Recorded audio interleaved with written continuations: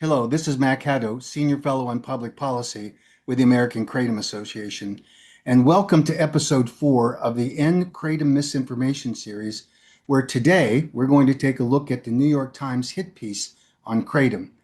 Just listen to how the New York Times lays an embarrassing goose egg on alleged Kratom industry influence peddling. The New York Times published their lengthy article, which is titled how an addictive gas station drug found allies in Trump's cabinet.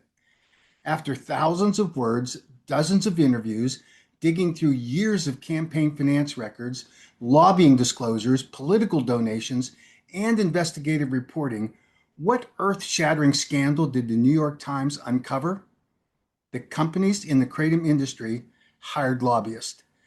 That companies made political donations, that industry executives met with government officials, that business owners advocated for policies they believed would protect their products. In other words, the New York Times shockingly discovered exactly how Washington works for every major industry in America. And somehow, that all became front page news. The real story was never kratom. The headline tells you everything you need to know.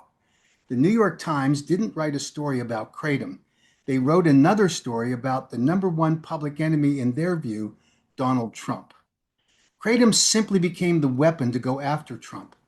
The article repeatedly attempts to portray anyone associated with the Trump administration who supports preserving access to natural kratom products as participants in some grand influence peddling operation. The problem is that after thousands of words, the Times never got to actually establishing anything extraordinary occurred. Political donations? Legal. Lobbying? Legal. Meetings with policymakers? Legal. Advocacy campaigns? Legal. Industry coalitions? Commonplace. If this is a scandal, then virtually every major industry in America is stone cold guilty. Pharmaceutical companies do it. Trial lawyers do it. Labor unions do it. Environmental organizations do it. Hospital systems do it. Alcohol companies do it. Cannabis companies do it. Technology companies do it. And yes, media companies like the New York Times do it too. The New York Times wants readers to be shocked that kratom companies participated in the political process. Most Americans call that Tuesday. The Times accidentally destroyed its own narrative, and the funniest part of the article may be the quote the Times apparently included without realizing it completely undermines the premise of their story. Ryan Niddel, CEO of Diversified Botanics, told the Times, quote, "It's not pay to play. It's pay to have conversations. It's pay to have a chance at the table," unquote. And then he added, quote, "Anybody that considers any of the lobbying work or governmental work that goes on being different than that, I think they have their heads buried in the sand," unquote. Ryan Niddel has it exactly right. That statement doesn't expose corruption. It describes how advocacy works in Washington, D.C., and everyone knows it. The New York Times spent an entire article proving what everybody knows and everybody understands. Industries affected by government decisions attempt to communicate with government officials. That's not a revelation, it's reality. But here is the story the Times refused to tell. The biggest failure in the article is what it deliberately avoids. The Times repeatedly suggests that kratom companies were pushing for restrictions on 7-hydroxymetrogenine products simply to eliminate competition in the marketplace. That framing ignores the central issue. The debate over 7-OH is not fundamentally about competition at all. It is whether chemically manipulated opioid products should be allowed into the marketplace without the scientific review required before dietary and botanical products with some pharmacological effects are introduced to the market in the first place. The Times quotes 7-OH sellers claiming their products are, quote, "vastly superior," unquote. The Times quotes industry competitors complaining that they were being targeted.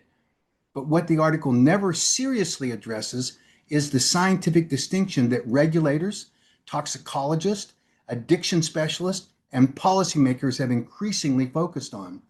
Natural kratom leaf products are one thing. Highly concentrated, chemically manipulated 7-OH products are vastly different. Even the article itself acknowledges that Ohio moved against 7-OH products. The FDA announced its enforcement against 7-OH as well.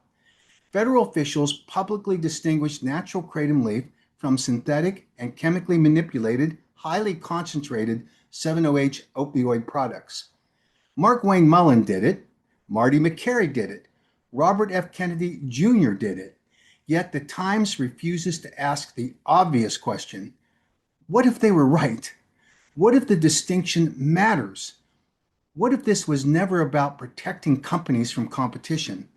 What if it was about protecting consumers from products that regulators increasingly viewed as fundamentally different, with one of them being extremely dangerous? The article never seriously explores that possibility. The Ohio story, as a part of the Times story, completely undercuts their narrative. One of the article's central claims is that Robert F. Kennedy Jr. called Ohio Governor Mike DeWine regarding kratom. The Times present this as evidence of influence. But let's talk about what actually happened. Governor DeWine had announced plans to ban all kratom products. Secretary Kennedy urged Ohio to focus instead on 7-OH products while preserving access to natural kratom leaf, because that's what the science proved was the right policy. The Times portrays that as suspicious activity, but it never explains why.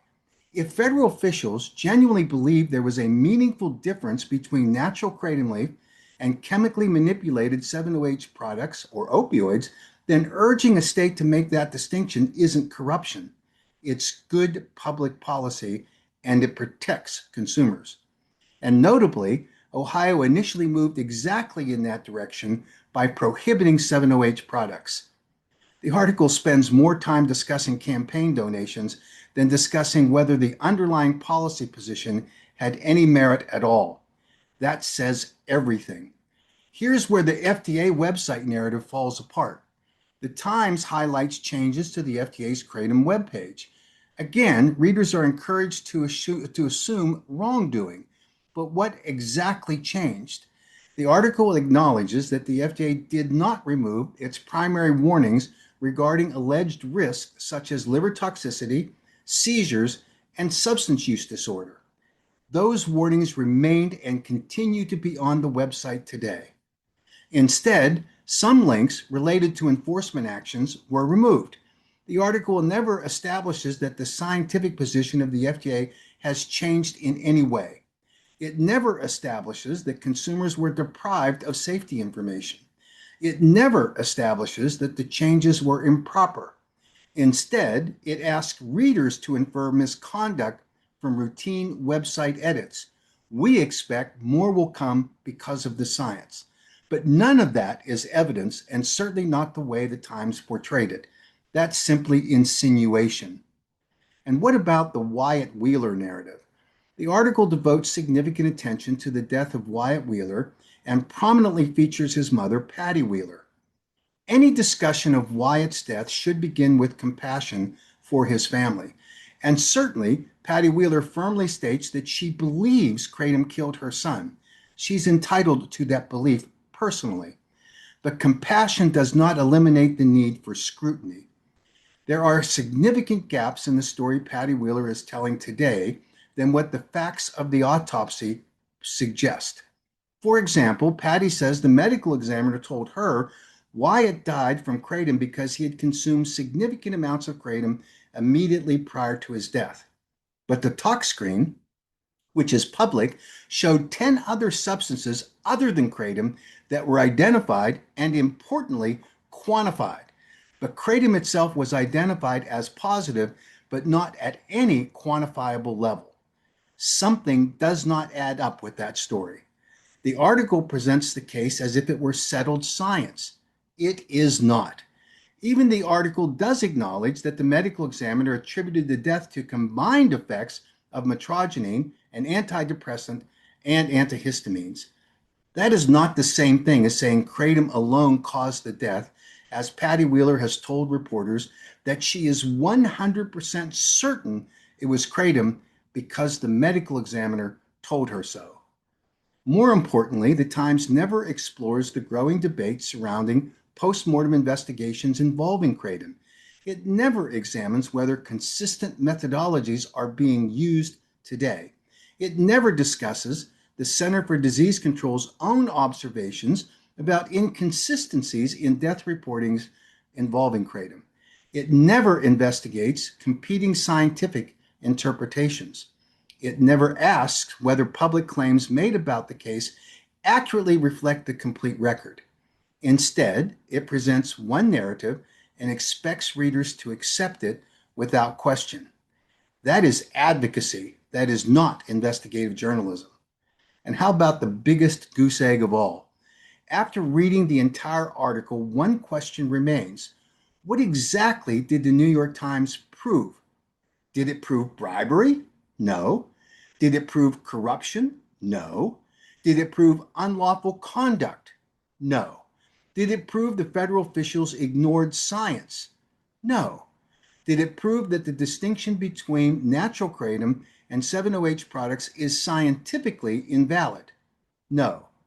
What it proved is that companies advocated for policies they believed were correct. It proved that lobbyists lobbied. It proved that political donors donated. It proved that policymakers listened. In other words, it proved nothing remarkable at all. The New York Times promised a blockbuster expose with its headline. Instead, it delivered an all too familiar political narrative wrapped around a policy debate it never seriously attempted to even understand.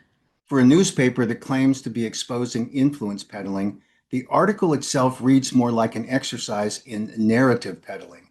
And after all the hype, all the insinuations, and all the dramatic headlines, the result is exactly what the title of this episode says: an embarrassing goose egg.